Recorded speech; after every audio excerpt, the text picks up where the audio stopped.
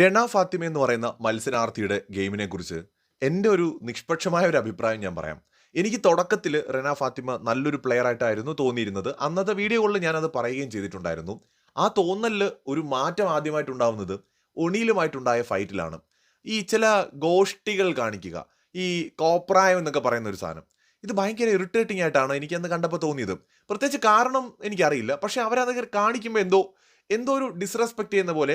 ഇനിയിപ്പോൾ ഓപ്പോസിറ്റ് നിൽക്കുന്ന ആൾ തെറ്റ് ചെയ്തുവെങ്കിൽ പോലും ഇങ്ങനെ പെരുമാറണോ എന്നുള്ളൊരു തോന്നൽ എപ്പോഴും ഉണ്ടായിരുന്നു. പലരുമായിട്ടുള്ള ഫൈറ്റിലും ഇത്തരം കോപ്രായങ്ങൾ നമ്മുടെ നമ്മുടെ റെന ഫാത്തിമ കാണിക്കുമായിരുന്നു. ഒരു പക്ഷേ ഇമ്മച്ചുർ ആയതുകൊണ്ടായിരിക്കാം. നമ്മൾ അങ്ങനെ ജഡ്ജ് ചെയ്യുന്നതും ശരിയല്ല എന്ന് എനിക്കറിയാം. എങ്കിലും എൻ്റെ ഒരു അഭിപ്രായം ഞാൻ ഷെയർ ചെയ്യുന്നത് മാത്രം. റെന ഫാത്തിമ അനുമോളുമായിട്ട് ഉണ്ടായ ഫൈറ്റിലും ഈ ഗോഷ്ടികളും കോപ്രായവും കാണിക്കുന്നത് വളരെ അരോചകമായിട്ടാണ് എനിക്ക് തോന്നുന്നത്.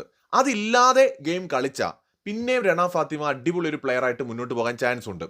ആ കൂട്ടത്തിൽ ഏറ്റവും പ്രായം കുറവുള്ള അല്ലെങ്കിൽ കുറച്ച് ഇമ്മച്ചുവർ ആയിട്ടുള്ള ഒരാൾ ചിലപ്പോൾ രണ ഫാത്തിമയായിരിക്കും. എനിക്ക് ഓർമ്മയുണ്ട്, ഞാൻ ഈ സീസൺ തുടങ്ങിയപ്പോൾ വളരെ മെച്യൂരിറ്റി ഉള്ള ഒരാളായിട്ടാണ് രണ ഫാത്തിമയെ കുറിച്ച് വീഡിയോ ചെയ്തത്. കാരണം അന്ന് നമ്മുടെ എനിക്ക് തോന്നുന്നു അന്ന് മുൻഷിയൊക്കെ ഉള്ള സമയത്ത് ഇവർ നടന്നൊരു ഡിസ്കഷനിൽ വളരെ മെച്യൂരിറ്റിയോടെയാണ് രണ സംസാരിച്ചത്. ആ രണ ഫാത്തിമയിൽ നിന്ന് അങ്ങ് ഹൈറ്റിൽ നിന്ന ഒരാൾ പെട്ടെന്ന് താഴേക്ക് വിടുന്ന പോലെയാണ് എനിക്കിപ്പോൾ തോന്നുന്നത്. കാരണം ഇപ്പോൾ രണ ഫാത്തിമ നിൽക്കുന്നത് വളരെ ഇമ്മച്ചുവർ ആയിട്ടുള്ള ഒരു കണ്ടസ്റ്റന്റ് ആയിട്ടാണ്. പറയാനുള്ള കാര്യങ്ങൾ ആരുടെയും മുഖത്ത് നോക്കി പറയാനുള്ള റെനയുടെ തൻ്റെ ഇടത്തെ വളരെയധികം നമുക്ക് പ്രശംസിക്കാവുന്നതാണ്. വളരെ സ്ട്രോങ് ആണ്, വളരെ ബോൾഡ് ആണ്, ആരെയും കൂസാതെ പേടിക്കാതെയൊക്കെ റെന പറയാനുള്ള കാര്യങ്ങൾ പറയുന്നുണ്ട്. പക്ഷെ പ്രശ്നം അതിനിടയിൽ ഈ കോപ്രായങ്ങളും ഗോഷ്ടികളും കാണിക്കുമ്പോൾ നമ്മൾ സ്ക്രീനിൽ കണ്ടുകൊണ്ടിരിക്കുമ്പോൾ എനിക്ക് മാത്രം തോന്നുകയാണോ എന്ന് എനിക്ക് സത്യമായിട്ടും അറിയില്ല. അങ്ങനെയാണെങ്കിൽ തിരുത്താവുന്നതാണ്. പ്രിയപ്പെട്ട പ്രേക്ഷകരെ, നിങ്ങൾക്ക് തന്നെ തിരുത്താവുന്നതാണ്. ഞാനത് തീർച്ചയായും ശ്രദ്ധിക്കാം. പക്ഷേ എന്തോ എനിക്കത് വളരെ ഇറിറ്റേറ്റിംഗ് ആയിട്ട് പലപ്പോഴും തോന്നിയിട്ടുണ്ട്. ഇന്ന് പിന്നീട് ഏറ്റവും ഒടുവിൽ അപ്പാനിയും അതുപോലെ നമ്മുടെ അനുമോളും തമ്മിലൊരു ഫൈറ്റ് നടന്നപ്പോഴും അതിൻ്റെ ഇടയിൽ നിന്നിട്ടും ഈ തുള്ളിക്കളിക്കുന്ന കുഞ്ഞിപ്പുഴു, എനിക്ക് പെട്ടെന്ന് ഈ ഒരു പച്ച കളർ പുഴു ഇങ്ങനെ തുള്ളി കളിക്കുന്ന പോലെ സത്യമായിട്ട് തോന്നിയത്.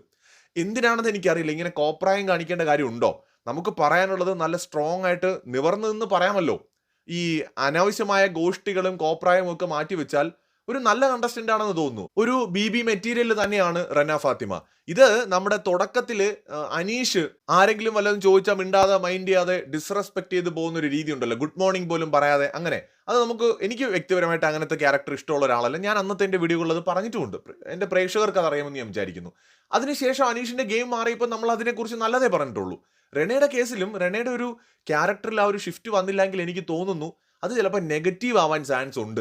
കാരണം റെനയുടെ ഭാഗത്ത് ന്യായമുണ്ടെങ്കിൽ പോലും ഈ റെനയുടെ ഈ ഗോഷ്ടികളും കോപ്രായവും അസഹനീയമായിട്ടാണ് എനിക്ക് ഫീൽ ചെയ്യുന്നത് പല സന്ദർഭങ്ങളിലും. അത് ഒഴിവാക്കാവുന്ന ഒന്നാണെന്ന് തോന്നുന്നു. അത് വേണമെങ്കിൽ ഇത് ബിഗ് ബോസ് ആണ്, ഗെയിം ആണ്, സ്ട്രാറ്റജി ആണെന്നൊക്കെ വേണമെങ്കിൽ പറയുന്നവർക്ക് പറയാം. അങ്ങനെ ആയിട്ട് കാണുന്നവർക്ക് കാണുകയും ആകാം. പക്ഷേ എന്തോ അത് എല്ലാ സ്ട്രാറ്റജീസും ബിഗ് ബോസിൽ വർക്കാവില്ലെന്ന് പറയുന്നത് പോലെ ഇത് വർക്കാവാനുള്ള ഒരു ചാൻസ് ഉണ്ടെന്ന് എനിക്ക് തോന്നുന്നില്ല. പ്രേക്ഷകരുടെ വിലയേറിയ അഭിപ്രായങ്ങൾ കമന്റ് ചെയ്യൂ. മറ്റൊരു വീഡിയോയുമായി വീണ്ടും വരാം.